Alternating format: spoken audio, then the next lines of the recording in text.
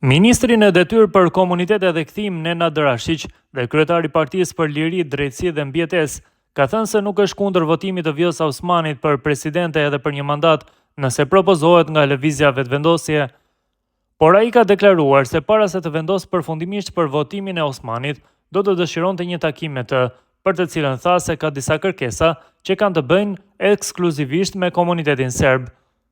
Nëse Osmani është kandidat e LVV-s, normal që ka një peshë të veçantë dhe normal që në këtë aspekt, nëse ata e propozojnë, sikurse që e kam thënë edhe herën e kaluar, sa i përket kryeparlamentarit, ne do ta mbështesim, por megjithatë një takim me zonjën Osmani kisha insistuar ta bëjmë dhe pastaj do të kishim vendosur përfundimisht.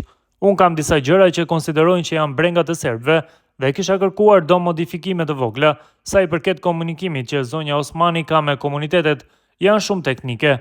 Nëse ndodhin këto që thash, nuk e shoh problem votimin e saj, ka thënë Rashiq në emisionin Mesditë në TV1. Rashiq gjithashtu ka deklaruar se do të ishte gabim nëse shkohet në zgjedhje të reja për shkak të presidentit. Ai ka thënë se kryeministrin në detyrë Albin Kurti nuk kanë diskutuar ende për posten e qeveri, por ka deklaruar se takimi do të ketë pas përfundimit të procesit të rinumërimit të votave dhe certifikimit të rezultateve. Rashiq gjithashtu ka arritur të sigurojë një ulse në Kuvendin e Kosovës.